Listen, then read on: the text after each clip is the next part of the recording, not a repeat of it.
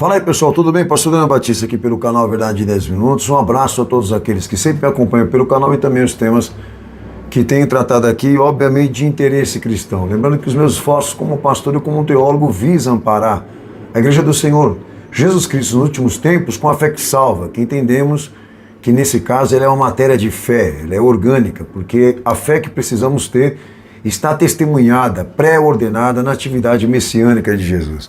E espero do meu bom Senhor e Salvador Jesus Cristo que todas essas iniciativas, o que a gente vem falando, ensinando e revelando aqui pelo canal tenha te ajudado em alguma questão da tua edificação, tá bom? Porque o objetivo realmente é esse, é abrir os teus olhos, dedicar o teu olhar para onde realmente está o acontecimento de Deus e não dos homens, amém? Então é um pacto que a igreja realmente tem com Cristo, de poder realmente se voltar diretamente a Ele com essa centralidade, para não haver perdas, né, de propriedades, de fé, como também propriedades de testemunho. Bom, senhoras, hoje eu vou entrar aqui num tema com vocês que a gente vem investindo bastante investigação, que ainda é a Igreja 2030. Lá atrás, quando nós iniciamos esse tema, eu até abri para vocês aqui que era uma previsão, de que quanto mais a gente puxasse informações e pesquisa, mais coisa ia chegar para nós, e não para realmente, tá? Então eu queria fazer um apelo para vocês antes de anunciar aqui o tema de hoje, que vai ser agregado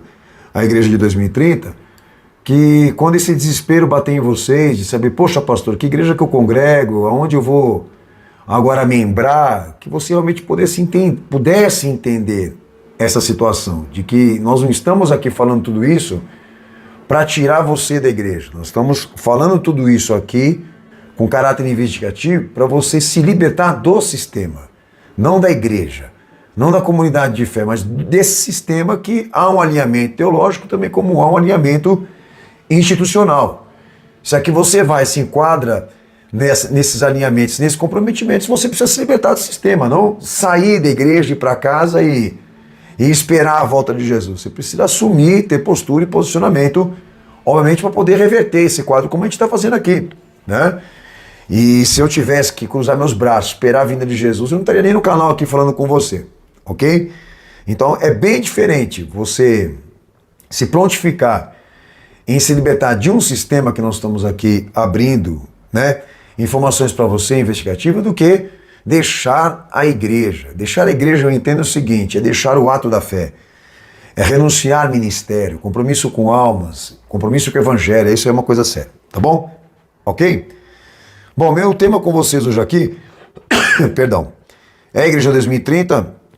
E nós vamos acrescentar hoje aqui o que esses caras na verdade estão fazendo com a igreja, que é o uso de tecnologias nas igrejas, que eles chamam aqui pela ONU de igreja em 4.0, né?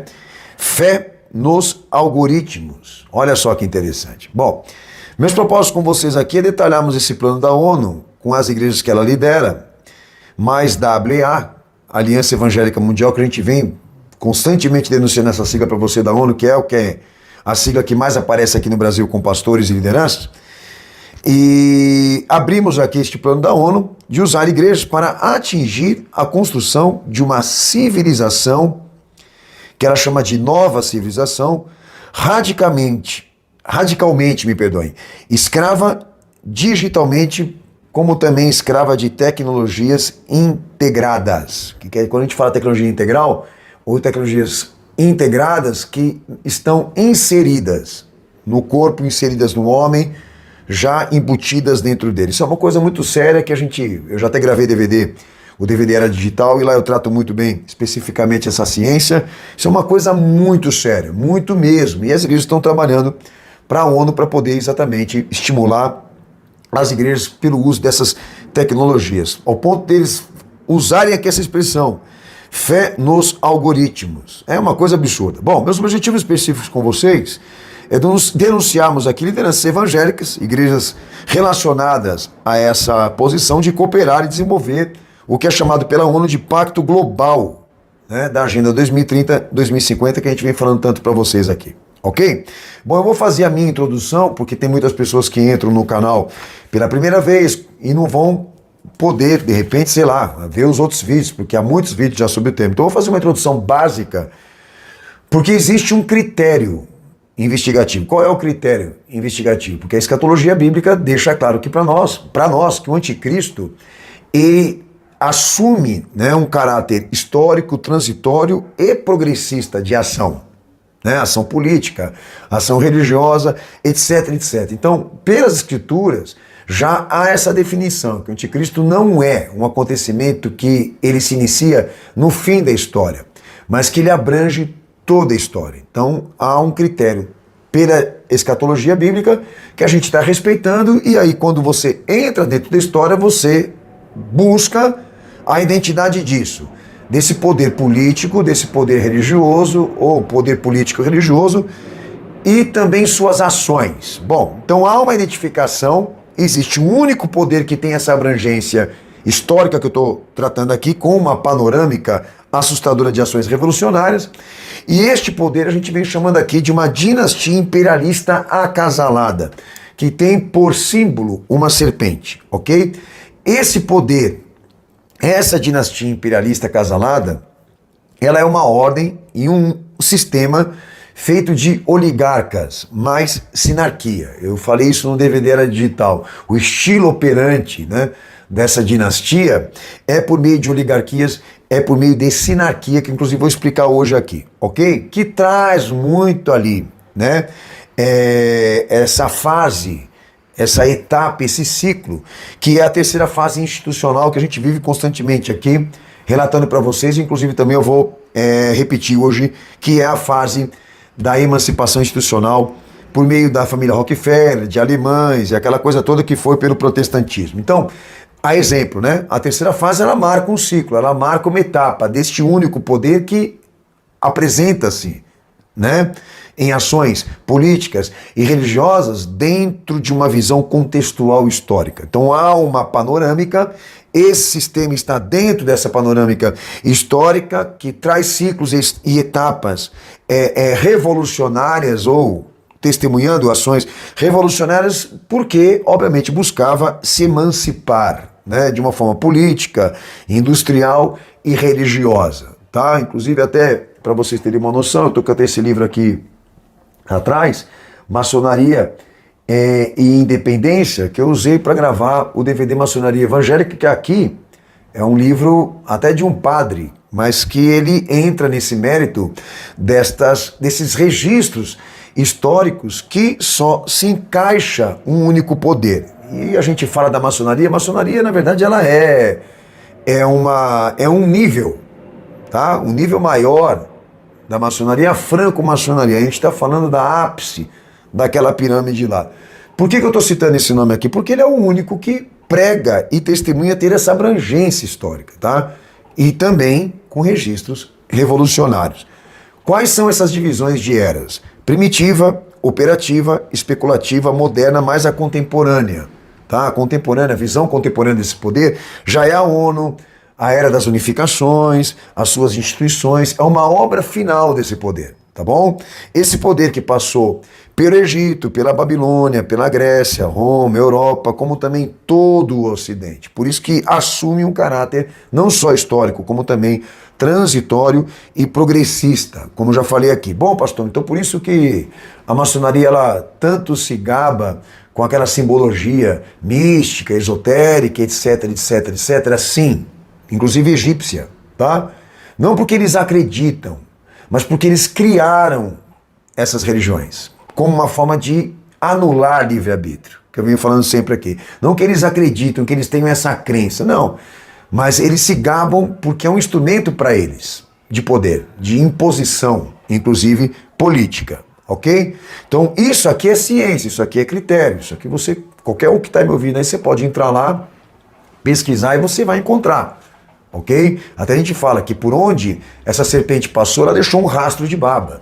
Então é uma coisa praticamente quase impossível hoje a maçonaria não admitir, ela não assumir, porque está registrado dentro da história. E essa marca de acasalamento, né? Porque eles não têm uma pátria, eles não têm uma nação, eles têm uma ideologia, ok? Bom, eu falei de pontos importantes. O outro ponto importante do que eu tenho que tratar aqui como introdução é que esse poder, né, que eu estou me referindo aqui, ele tem um mecanismo de atuação e controle para atingir hegemonia e geopolítica, que é uma espécie de programador social, de uma engenharia social, tá?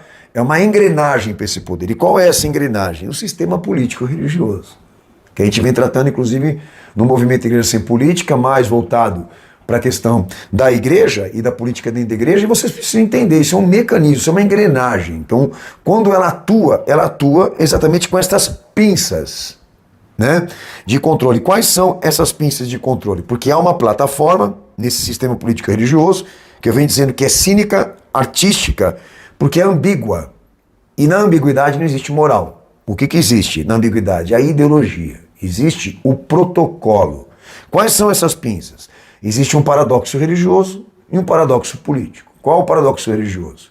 Que quando aparece dentro da história, catolicismo, cristianismo protestante e islamismo é tudo a mesma coisa. Tudo foi criado por eles. E por mais que exista uma divergência teológica entre eles, todos eles cumprem o mesmo papel. E qual seria o papel? Fazer as pessoas crerem em religião e também acreditarem que Deus governa pelas instituições religiosas. Todas elas cumprem o mesmo papel, de que Deus está no templo, de que Deus está sendo representado pelas instituições. E, inclusive, este paradoxo religioso também faz acreditar com os seus fiéis, ou ensinar os seus fiéis a acreditar que Deus também está dentro do Estado, representado ali por partidos, por siglas e etc, etc. Aí é que vem, ou surge, o paradoxo político. Porque ali eles criaram 3 modalidades de ambiguidade, como também a religião. A moderna liberal, a aristocrata, a radical democrata, que representa para eles a classe média, como também a socialista, a comunista e a marxista. Tá? Detalhe importante, que aqui a esquerda está na direita, a direita está na esquerda. A direita financia a esquerda. É uma coisa muito interessante nessa ambiguidade, porque aqui o bem financia o mal. E financia o mal por quê? Porque o mal dá vantagens, dá elementos de discurso, de demagogia, de razões de mudança, né? Que alguns até entram aí e falam, aquela explicação das 3 fases, né? Primeiro cria o problema, divulga o problema e depois vem para solucionar o problema. Mais ou menos isso daí, não sei se eu estou quebrando a ordem aqui. Mas é exatamente isso, é assim como funciona o dualismo na teologia, também na política. Mesma coisa, tá? Agora detalhe, tanto a direita como a esquerda está na ONU. Os dois lados políticos, que estão mais próximos hoje da política aqui no Brasil, né, mais clara e evidente na atuação, todas elas têm cadeira cativa na ONU. Todas elas reverenciam e estão subordinadas já a um tribunal internacional. Então, de que vale partido, sigla e etc., se quem manda é um único poder? Você entendeu? Que o que na verdade funciona é a força da agenda. Senhores, isso é muito sério, mas eu estou dando só uma introdução. Então, uma observação aqui. Todas essas ambiguidades, esses paradoxos, todos eles condicionam a sociedade a uma nova ordem mundial. E a história testemunhou isso. Por mais que apareçam ser rivais, todas direcionam a sociedade para uma única direção. Então, uma das coisas que estão muito presentes nessa atuação dessa dinastia, politicamente e religiosamente, é que que esse sistema gerou política e religião, como também o consumo, como formas ou mecanismos, vamos dizer assim, de aplicação desses interesses. Então, para que esses interesses sejam alcançados, para que esses objetivos mundiais sejam alcançados por eles, eles precisam anular o livre-arbítrio da sociedade. Como que seria anular o livre-arbítrio da sociedade, pastor? Fazendo a humanidade, a sociedade, acreditar e se entregar para coisas que não funcionam. Por isso eles usam muito aquela questão do medo, do temor, da ansiedade. E a mídia tem esse papel muito de fazer criar essas coisas, né? E despertar isso na humanidade. Porque enquanto a sociedade é jogada dentro de um labirinto de ideias, de pensamentos que não funcionam, e até mesmo dar ao esperançoso a esperança de uma vida em outro planeta, esse tipo de coisa de utopia, eles governam, eles seguem, eles progridem, eles avançam, explorando, se enriquecendo, gerando mais poder e mais influência, etc, etc, enquanto a sociedade está distraída, enquanto ela está, na verdade, toda ela apartada das realidades, tá? Porque tanto que hoje é um fato. A sociedade ela não quer uma verdade. Ela quer a ilusão. Ela compra a ilusão porque ela não quer a verdade. Então, ela já está viciada nisso. Né? Já está viciada nessa questão meio que virtual da coisa que nós estamos vivendo exatamente essa fase. Então é assim como eles avançam, mais ainda para um poder. Porque enquanto a sociedade ela discute coisas que não funcionam, ideias, e que não tem prática, e a história já confirma isso, eles ultrapassam filas. Entendeu? Por isso, para isso existe o sindicato para fazer fila, porque eles não precisam pegar fila. Deixa a fila para aqueles que são otários e passam à frente de muita coisa do que respeita a nacionalidades, propriedades, direitos, liberdades e etc, etc. Então tem muita coisa para se falar nisso que é prático, está na história e pode ser testemunhado por vocês. Aí quando a gente entra na fase contemporânea, essa dinastia, este poder já usufrui de uma estrutura unificada, porque a ONU é isso. Ela é um resultado de acordos políticos como também acordos religiosos.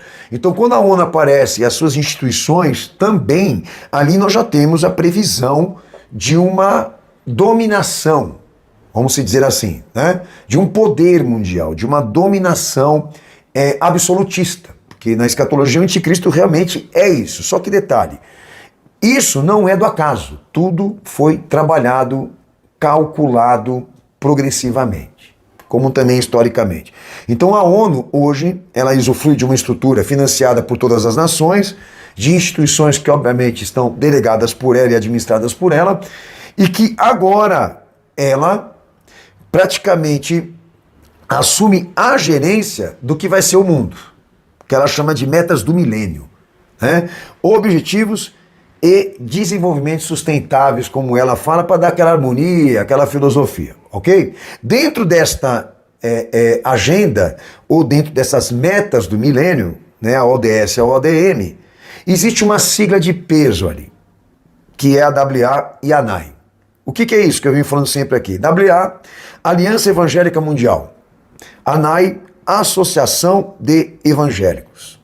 Essas duas siglas aqui, elas representam, na pirâmide institucional da ONU, uma rede de associados, um braço corporativo de governo eclesiástico, que ela chama inclusive de rede de Miqueias, que eu acho que nem esse nome ela está usando mais. Se trata de uma gestão religiosa financiada pela ONU que está à frente de colocar em prática a agenda globalista. Igrejas que ela abriu e que também agora ela controla para atingir suas finalidades. Ok? Eu estou fazendo um resumo com vocês. Tá? Dentro desta agenda globalista e também meta de milênio, ou metas de milênio, existe uma sigla ali. O COP27, que tem COP28, COP29 também. Mas o COP27, para as igrejas que estão dentro dessa pirâmide institucional que a ONU governa, é um modo operativo. Esse modo operativo que a ONU definiu para as igrejas dela, ok, traz um padrão teológico de discurso e também um alinhamento institucional que a gente vem desmembrando com vocês aqui, ok? De movimentos para-eclesiais e também eclesiais. Esse COP27, esse modo operativo teológico e institucional da ONU, isso tem que ser trabalhado por vocês. Porque o discurso da igreja hoje, como também as suas associações e sociedades, lembra a plataforma política religiosa ou político religioso, ok? Ali dentro evidencia esse trabalho de cooperação e desenvolvimento como radicalização das pautas da ONU, ok?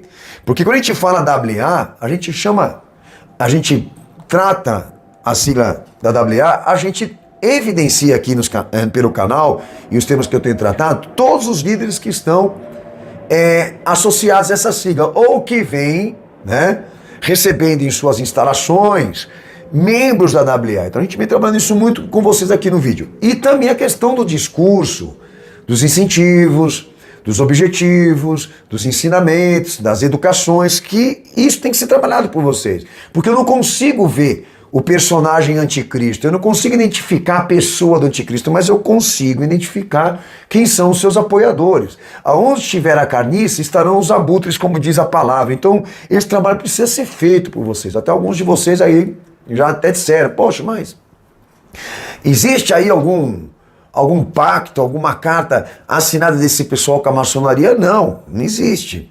Para nós aqui, não. Eles não vão mostrar isso para nós. Mas, exemplo, existe um pacto assinado e uma carta assinada da Assembleia de Deus Madureira, junto com o Papa, do que eu estou falando aqui, da Agenda 2030-2050, que essa assinatura e esse comprometimento foi um ato público, que a Assembleia de Deus assumiu com o Papa, mais a AWA, mais a ONU, que abrange humanismo político, tecnologia integral, que eu vou entrar no mérito hoje aqui, ambientalismo holístico, diálogo interreligioso e intercultural, que a igreja hoje está à frente como gestora, como gestor dessas questões que a ONU, ela obviamente está impondo como meta de radicalização. E aí eu vou entrar no mérito do que eu, obviamente, já anunciei nos meus propósitos e objetivos com você. Então, hoje, nós temos mais informação disso aqui, tá? Desse sistema político e religioso, que a ONU hoje está à frente como administradora, para fazer dessas igrejas que ela abriu pelo catolicismo, protestantismo e etc., alavancar o que ela chama de Agenda 2030-2050, com esse uso de termos quando se é tratado de tecnologia. Igreja em 4.0, porque agora nós vamos entrar no mérito da questão aqui. Bom, o que o senhor tem para acrescentar a nível de denúncia, pastor? A AWA, que é uma aliança, que é uma instituição da ONU, e aqui no Brasil, ela se traduz por Aliança Evangélica Mundial. Na AWA, existe um slogan assim, no site dela, com a seguinte frase: a voz evangélica das Nações Unidas. Senhores, isso aqui é descarado, tá? A AWA é do Davi Lago, que a gente vem constantemente denunciando esse cara, porque praticamente ele é o responsável pelo trabalho da ONU aqui no Brasil e demais igrejas que estão nessa pirâmide corporativa da ONU. Esse slogan, a voz evangélica das Nações Unidas, isso aqui é muito sério, mas vamos lá. Existe um estatuto consultivo junto à ONU, que é chamado de ECOSOC, Conselho Econômico e Social da ONU, que assume especificação pelo organizador e presidente da ONU de dar suporte operacional a programas implantados, como também promover e defender os interesses da agenda e Pacto Educativo Global. A resolução é de 1996/31, que a ECOSOC, pelo artigo 7.1 da Carta da ONU, se prontifica em introduzir esses propósitos de estímulo a tecnologias usando igrejas. Vou repetir aqui. A resolução 1996/31, artigo 7.1 da Carta da ONU, que essa ECOSOC assumiu por propósito, desde então, introduzir, por meio de igrejas, esses estímulos a tecnologias. Este Pacto Educativo Global, que abrange WA, mais ONU, mais Unesco, mais Vaticano, mais CMI e mais Liga de Muçulmanos, porque até os muçulmanos estão nessa resolução se comprometendo, e não é novidade para nós, lembra? A ambiguidade existe para ser entendida, que inclusive o bispo Abner Ferreira da Assembleia de Deus Madureira assumiu o pacto com a agenda que abrange tecnologia integral ou integrada, para construir pela igreja, usando igreja, a perspectiva de uma nova civilização com membros digitais. Bom, antes de eu começar a trabalhar isso aqui, essa tecnologia integral, pastor, o senhor não usa tecnologia na sua igreja? O senhor não usa a internet para transmitir teus cultos? Qual a diferença da tua igreja para aquilo que o senhor vai tratar aqui? Que a missão da igreja é pregar. A missão da igreja, assinar com a fé, não é te incentivar a acreditar em ciência humana. Eu uso a tecnologia para pregar a palavra, mas eu não ensino para nenhum membro meu a acreditar na ciência humana e confiar nela, inclusive dizer isso, que Deus abençoa a ciência dos homens. Porque essa ciência humana é ela que, na verdade, vai escravizar a humanidade e estimular a humanidade a rejeitar Cristo. Então, já antecipo isso.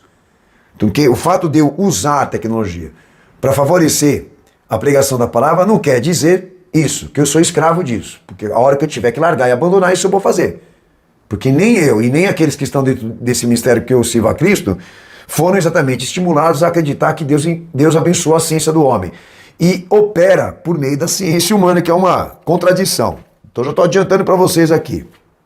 Que aí entra o mérito dessa dedicação, né, das igrejas serem usadas, porque são, obviamente, centros de formação de opinião, a incentivar os seus membros a acreditar na ciência humana e, inclusive, se entregar inteiramente a isso, de substituir a vida humana e orgânica para uma vida extremamente, literalmente, digital, que é bem diferente. Então essas igrejas de fachada que a ONU está usando, ela e os seus agentes educativos, eles estão posicionados exatamente a introduzir este pensamento, que esta evolução tecnológica, essa tecnocracia, vamos se dizer assim, que é a quarta revolução industrial, que Deus tem um plano com isso e com a igreja, que tudo isso foi abençoado por ele, que tudo isso foi proposto por ele e é messiânico, e as igrejas vão se entregar inteiramente a isso. Aí que veio o detalhe, que é a isca da ideia, que vai entrar muita gente e vai ser escravizada, tá? Então, essa iniciativa da ONU usar a igreja como centros educativos para o Pacto Global visa o uso de tecnologias, inclusive aqui no Brasil, que eles chamam de InChurch, que passará a ser uma rede empreendedora, que eles querem chamar de Endeavor Brasil, que trabalhará em parceria com a ONU, com o Fórum Econômico Mundial e com o Banco Mundial. Vai ficar muito claro daqui para frente as coisas que eu vou citar para vocês aqui, de quem está financiando esse esquema. Vocês que são muito iludidos com a questão de que pastor é rico por causa de dízimo e oferta, você está muito defasado nas suas informações. Dízimo e oferta não paga essa festa. Senhores, não financia isso. Isso é dinheiro de bancos que são internacionais. Esse esquema todo vem de um fundo internacional, que a gente falou inclusive que a família Rockefeller usou para financiar Lutero e Calvino naquela peregrinação da terceira fase da operativa para especulativa, que é a fase institucional. Lembra que eu tratei em outros vídeos aqui, que ajudou a financiar o esquema que foi implantado nos Estados Unidos, que veio aqui para esse país. Então não se iluda não, de que isso aqui é dízimo e oferta. Não é dízimo e oferta coisa nenhuma. O dinheiro que financia as igrejas a trabalhar para a ONU é o mesmo que está financiando essas plataformas digitais para fazer todo esse parâmetro investigativo das pessoas, esse traço de perfil humano, que há muito tempo a gente já está sendo investigado, inclusive, por essa questão. Então não se iluda, é muito dinheiro, é muita grana, e isso vem do Estado, isso sai da política, tá? E eles estão chamando isso de InChurch, e a Endeavor Brasil trabalhará com esses fundos internacionais, mais ONU, para poder exatamente garantir que as igrejas sejam centros educativos para cumprir os objetivos das tecnologias integradas, ok? De acordo com a revista Isto É, de 2023, igrejas passarão a ser controladas pela inteligência artificial. O que eles chamam de igreja em 4.0, que definem por estímulo fé nos algoritmos, né, um slogan, uma prerrogativa, né, educacional, a revista Isto É, que para mim não é referência de informação, mas publicou. Há uma perspectiva de que futuramente as igrejas estejam controladas por uma inteligência artificial. Bom, você já vê igrejas lá nos Estados Unidos já implementando esse uso, inaugurando esse uso. Como que eu tenho que enxergar isso? Gente que está interessada em seguir a evolução? Não. Se trata de igrejas que, na verdade, estão controladas por eles, administradas por eles, com esse objetivo de serem centros educacionais. O pastor botou no púlpito, gerou esse padrão de culto, todo mundo vai aceitar, porque todo mundo está sujeito às instituições e obediente às instituições. Você acha que eles vão me ouvir? Eles vão ouvir a igreja e o pastor que eles congregam. É fato. Então a revista Isto É já reconheceu a perspectiva e o surgimento de igrejas que futuramente não vão ter mais pregadores em cima do púlpito. Que praticamente todo culto, todo ensino da igreja passará a estar controlado por uma inteligência artificial, e inclusive isso. A igreja passará a existir dentro de uma plataforma porque ela não terá mais uma visão orgânica, imaterial e humana. Isso aqui é sério, que a pandemia inclusive ajudou a acelerar para a ONU. Aí vem alguns detalhes importantes. A criação de uma plataforma digital específica para as igrejas, isso desde 2017, que forneceriam ferramentas tecnológicas de pedagogia. A partir de agora você vai começar a ver isso por igrejas que são financiadas por eles. Tá? Eles tentando exatamente transferir os seus membros para uma plataforma digital específica, porque os membros passarão a ser orientados por lá pedagogicamente. Olha só que assustador. Igrejas que pagariam uma mensalidade para usar esses aplicativos e plataformas, o que já soma agora, é um dado importante da InChurch, 45 mil congregações. Já existe o registro de 45 mil congregações que estão fazendo parte desse projeto da ONU InChurch, administrado pela Endeavor, né? Aqui inclusive no Brasil, já usando essa plataforma e pagando por ela. O objetivo da Igreja 4.0 é que as igrejas se tornem híbridas, unificadas em suas funções ministeriais, até isso, desenvolvendo células, contatos com membresias, atividades online, entre outras funções, estudos, gerenciamentos financeiros, etc, etc. Tudo padronizado e gerenciado por uma única inteligência virtual e também única plataforma, cujo pirâmide é a ONU e gerenciadores e empreendedores financiados pela ONU. Senhor, isso aqui é um esquema perfeito. Né? Ontem você que isso aqui é uma coisa muito bem bolada, bem organizada. É aquilo que eu disse para vocês. Vai chegar uma hora que nós vamos ter que sair. Porque quem ficar, obviamente, para aqueles que vão querer ainda obter esses privilégios de rapidez, velocidade, existência, reconhecimento virtual, vai negar, já está negando a Escritura, já está negando os elementos e as propriedades da fé. Porque o discurso já foi modificado, a pregação já foi modificada, as pautas já foram modificadas, e quem está liderando a ONU e quem está liderando são os agentes dela. A igreja já não prega mais de evangelho, a igreja está pregando outra coisa. Deixou de ser pastor e é gestor, olha que absurdo. E eles estão tornando isso uma coisa virtual. Bom, a InChurch traz o conceito também de negócios como missão. Fé e trabalho, lembra? Que é uma prerrogativa de Calvino, né? E a busca de gerenciar pastores e líderes de igrejas na execução de um planejamento estratégico e eficaz, que traz como pilar educacional alguns detalhes: atrair, seduzir, cuidar, vamos abraçar, e discipulado, vamos ensinar, vamos forçar, vamos educar. Qual é a base desses estímulos educacionais? Tecnologia, estratégia e educação. Esse curso profissionalizante da InChurch está estampado em tudo quanto é discurso de pastor que você conhece renomado aí, que constantemente incentiva que existe uma teologia da prosperidade, que existe uma teologia de recurso econômico como forma e comprovação de bênção com Deus, ou seja, como Calvino dizia, né, que o trabalho é uma ferramenta da graça de Deus, como também instrumento da divulgação das boas novas de Cristo. Ele, como agente, já iniciava esse projeto, que a ONU agora ela só, obviamente, está lapidando. Porque a fé e o trabalho que ele iniciou lá, essa teologia de fé e trabalho que Calvino iniciou no início, que fez a igreja, né, obviamente, acreditar nesses códigos de prosperidade, dedicou os seus fiéis, ou estimulou os seus fiéis a trabalharem mais. E trabalho aqui é consumo. Trabalho aqui é isso. É materialismo. E materialismo rende para esses caras. Tanto que já teve lá 4 revoluções, 3 e mais uma agora. Revoluções industriais. Que não poderia ser possível a ONU hoje vender uma inteligência artificial para a igreja se todo mundo realmente não continuar focado em consumir.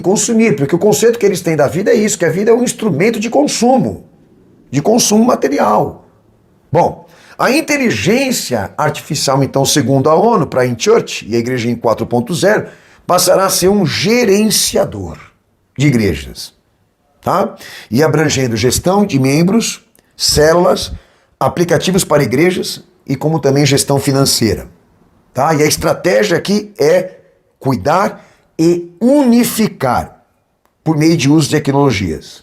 O ministério das igrejas contemporâneas, todas elas passarão a estar unificadas e padronizadas por um gerenciador virtual. Abrangência, profissão, esporte, estruturas, rede de apoio, rede de comunicação, interatividade e os aplicativos, como também as plataformas digitais, já estão representando isso, infelizmente. A InChurch, ela traz uma visão institucional. Eu saio um pouco agora da questão também teológica para a questão institucional, por quê? Porque agora a gente vai começar a dar nome para vocês de quem está no esquema. Aparece um nome para nós aqui, não só do Davi Lago pela WA, como também desse indivíduo aqui, o diretor da plataforma que eu estou denunciando, da InChurch, o senhor Javier.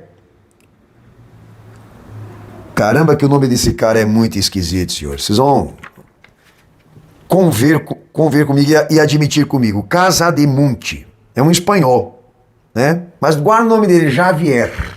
Tá? O primeiro nome, pelo menos, eu vou conseguir pronunciar com vocês e vocês vão de reconhecer comigo.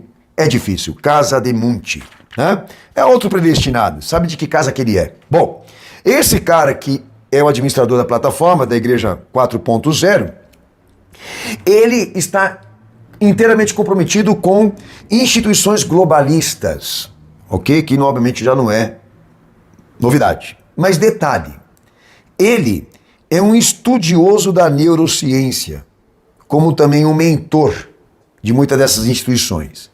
E uma delas, além de estar envolvido com a neurociência e ser mentor de instituições que são globalistas, ele também está muito envolvido com um banco internacional, o Interamericano de Desenvolvimento, que abrange a América Latina e também Caribe. Bom, por que esse cara precisa estar tão associado ao banco e a um banco de peso internacional? Porque de lá vem o dinheiro para ele fazer a festa e fazer, obviamente, a coisa acontecer da agenda da ONU, tá? Inclusive, este cara está fazendo conferências dentro da igreja. Então você não vai ver só o Davi Lago. Você também vai ver também o tal do Javier. O Javier também está dedicado em fazer palestras e ser convidado para ir falar dentro das igrejas e introduzir exatamente essa é uma das pautas da agenda global, que é a tecnologia integral. Olha só, quem são os financiadores ou parceiros estatais e corporativos do esquema da Igreja 4.0? Jorge Soros, pela Open Solate, acho que é isso aqui, Fundação Bill e Melinda Gates, que são nomes que sempre aparecem no esquema do globalismo.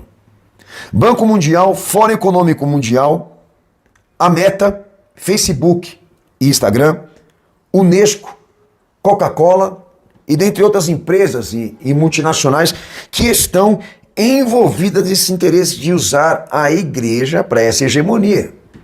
E também geopolítico, que a gente viu acontecer lá nos Estados Unidos. Agora dentro já de uma visão mais abrangente do esquema desse desenvolvimento e radicalização.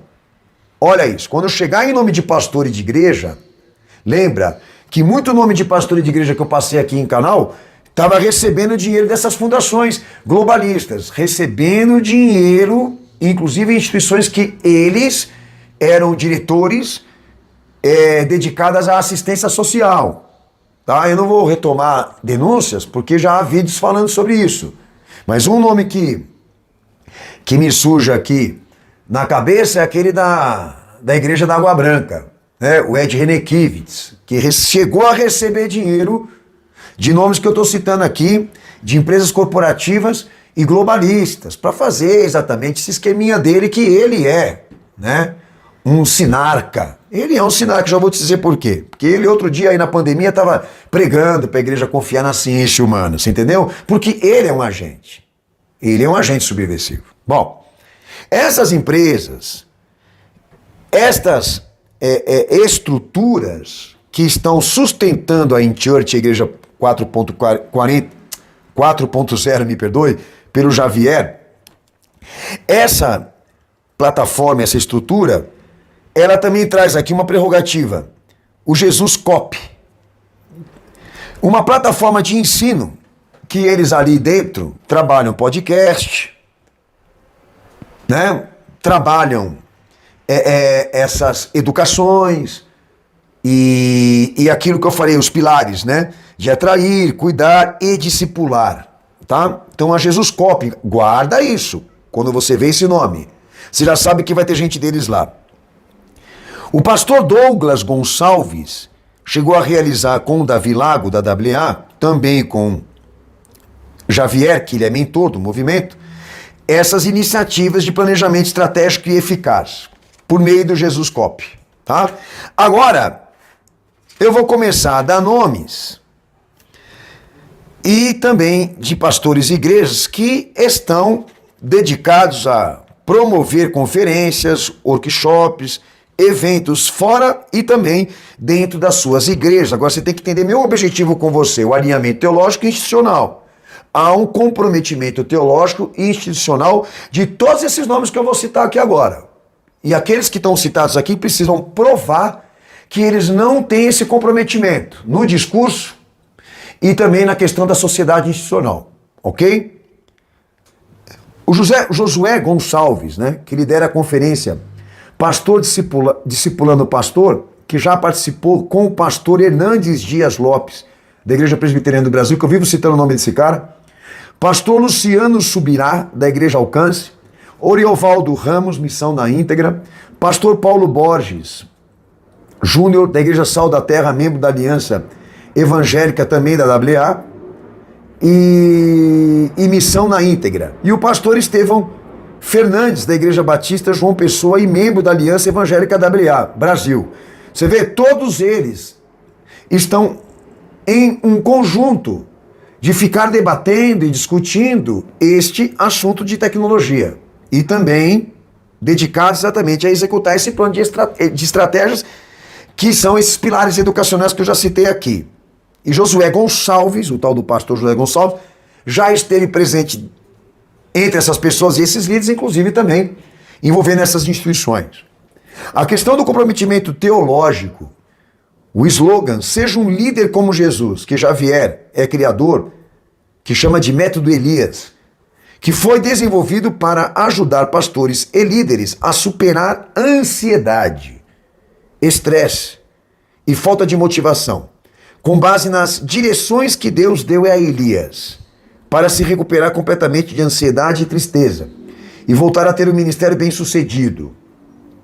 No final do método Elias, você terá 15 ferramentas de autoliderança e estratégia que farão que você nunca mais perca o seu norte. E promete a propaganda. Então vejam vocês que esse cara, o Josué Gonçalves, está trabalhando essa questão educacional e gerenciadora e a visão, né, teológica disso, institucional, de começar exatamente a incentivar e alavancar também isso dentro de uma inteligência puramente artificial e também virtual, porque tudo está sendo jogado para o mundo virtual. Porque está sendo discutido isso dentro do mundo virtual. Aí também um outro ponto importante aqui, a promoção de conferências e workshops, como também eventos e igrejas. Aí a gente vai falar mais coisas aqui, conferências que foram feitas para o público em geral, crianças, etc., tratando comunicação, tecnologia e gestão da igreja sob o slogan Quebrando as Quatro Paredes da Igreja. Quando eu falar esses slogans, você entra na internet e você vai saber. Ok?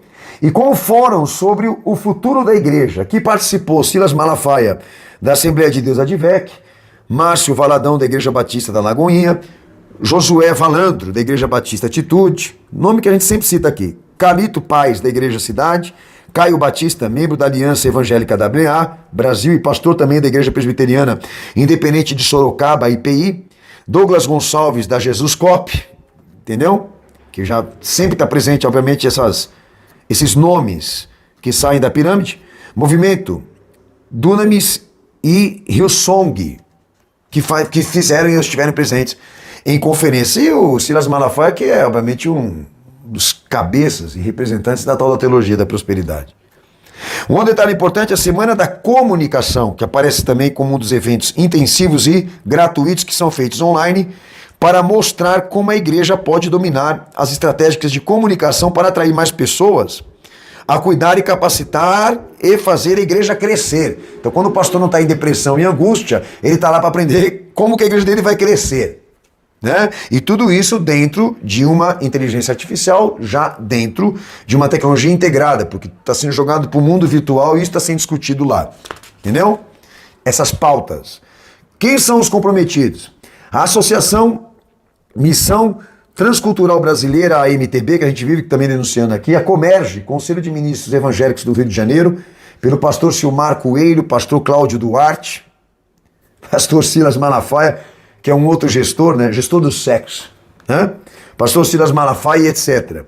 A Assembleia de Deus Vitória em Cristo, a ADVEC do Malafaia, Igreja Batista Getsemane, do pastor Jorge Linhares, que veio recebendo aí o Davi Lago, a Igreja Batista Getsemane, do Jorge Linhares, a Church de Lamartine Pozella, Igreja Batista da Paz, do Edson Rebustini, Igreja Nazarena, do pastor Flávio Valvassoura Hernandes Dias Lopes, Igreja Batista Presbiteriana, Igreja Batista Central de Belo Horizonte, do pastor Paulo Mazzoni, Igreja da Cidade, Carlito Paz, Ministério Alcance, do Luciano Subirá, Mevan, Apóstolo Luiz Hermínio, a Igreja Cristã Mundial do Júlio Vertulo, Igreja Batista da Lagoinha Márcio Valadão, Movimento Dunamis de Tel Hayashi, Envisionar de Josué Campanhã Cepal, Deus é Amor, Família do Davi Miranda, e a Assembleia de Deus de Belém, José Wellington, e Comunidade da Fé. Esses são os parceiros da Igreja 4.0, da In Church, do Jesus COP. Né? Uso da inteligência artificial nos cultos, que já se relata nos Estados Unidos, na Alemanha o uso do chat GPT nos cultos. Na Alemanha foi realizada toda uma liturgia no início e até o fim do culto por uma inteligência artificial, que até já antecipei para vocês, onde os ouvintes descreviam como um culto sem alma. E aí lá, obviamente, passou a ser introduzido isso, foi feito o ponto de partida, e isso vai chegar rapidamente aqui para nós no Brasil. Tá? Agora, senhores, para mim fechar aqui o que eu estou falando, já dentro do mérito escatológico, existe uma prerrogativa dentro da oligarquia de ações educativas, que é a sinarquia. Quando eu falo da sinarquia, eu falo de uma força-tarefa que serve para a dinastia imperialista, para essa elite global, como uma força-tarefa de aproximação do homem com a ciência. E aqui no caso a ciência tecnológica. Tá? A sinarquia são infiltrados na sociedade. E eles têm especialização jurídica, segundo a minha consulta. Mas se trata de uma sociedade secreta, os quais preparam a sociedade para um golpe de Estado mundial para impulsar um líder. E para isso, eles precisam que a sociedade compre a ideia disso, de que a ciência no homem, ou a evolução dela no homem, é um plano de Deus. A sinarquia ela tem qual papel? De pregar a sociedade a confiar na ciência dos homens. Qual é a base da especialização da sinarquia? Mercado, consumo e fusão empresarial. Para o monopólio, isso tem que acontecer. Agora, o que mais me assusta é que nas Escrituras e na profecia, Jesus deixou evidenciado o anticristo como uma concentração de política mundial. Será que esses caras não conseguem enxergar a ONU assim? Com uma concentração de política mundial? Jesus deixa claro ali, antecipado, que esse personagem anticristo irá governar dentro dessa ordem e sistema de entidade única, ou forma de governo único. Será que eles não conseguem ver? E detalhe, e define que a marca dele, 666, que alguns interpretam como um símbolo, é uma ideologia. Se trata de uma ciência, e uma ciência econômica e ciência de mercado que eu expliquei no DVD Era Digital. Ali, Jesus deixa claro que a autoridade do anticristo ela não é só política, ela também será econômica. E o seu governo totalitário irá empregar sanções econômicas por meio de códigos numéricos para compelir pessoas a uma submissão. E define que esse sistema e essa ordem que o anticristo irá governar, ele também está aliançado a um sistema educacional onipresente. Que a televisão não só abrange isso, como também esse mercado de tecnologias. Porque aí nós vamos falar de uma sociedade que já surge dentro de uma plataforma digital, que todos ali que estão dentro dessa plataforma já existe uma ordem numérica para identificá-los. Será que eles não conseguem enxergar isso? E os seus membros também não? Porque na medida em que eles se posicionam a fazer os seus membros a acreditar nessa ciência, a aceitar e se submeter a essas pressões de mercado e fusão empresarial, a torná-los materialistas, consumistas, inclusive isso, de acreditar que existe um plano de Deus dentro dessa ordem numérica, desses códigos de barra, ou dentro dessas identificações numéricas, e passar a ter o entendimento de que há um mundo melhor proposto nisso. Inclusive isso, de acreditar que existirá um político que vai consertar esse mundo, que o melhor ainda está para vir, com esse padrão, que surgirá de uma concentração religiosa e política mundial, cujo ordem e sistema e entidade única vem por uma forma de governo gentílica, pagã, corrupta, imoral. Agora, o que eu mais me assusta é isso. Está na profecia. E esses caras não conseguem traduzir.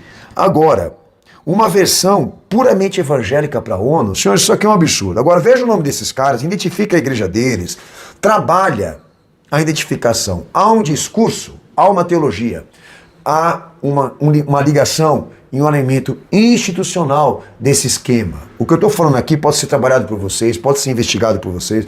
Nós vamos colocar os links aí para vocês poderem buscar mais essas informações e procurem se aprofundar, porque nós estamos chegando no fim. E uma hora, senhores, vamos dizer assim, né? Com o muro de Berlim, tudo isso vai cair e a nave vai subir. E a nave que vai subir é essa política internacional, é esse poder internacional. E aí vai ser muito tarde demais. Quem tiver fisgado vai ficar, vai se ajoelhar, vai se dobrar. Já aqueles que se prepararam vão ter que ser sacrificados. Mas se tiverem uma fé por Jesus, um amor por Ele, vão se sacrificar, mas não vão negá-lo. Nós já estamos testemunhando uma igreja que sequer consegue citar a Bíblia, que consegue citar um versículo, que consegue trabalhar alguma pregação, dar alguma matéria, fornecer algum elemento legítimo de fé do que foi visto em Cristo para aquilo que era ensinado dentro da igreja. As igrejas se corromperam de uma tal forma, não só espiritualmente, mas moralmente, ao ponto disso, de submeter a uma agenda globalista, tá bom? Então espero, meu Senhor Jesus, que essa igreja 4.0 não esteja dentro de você e que você use a internet, como também essas plataformas onde eles entram para fazer podcast pro esquema, que vocês entrem lá para divulgar o que a gente está falando aqui, tá bom? Um abraço, a gente vem desmascarando ainda mais a Igreja 2030 e espero, meu Senhor Jesus, trazer mais informações para vocês. Maranata, Jesus está voltando, até o próximo vídeo, um abraço a todos vocês.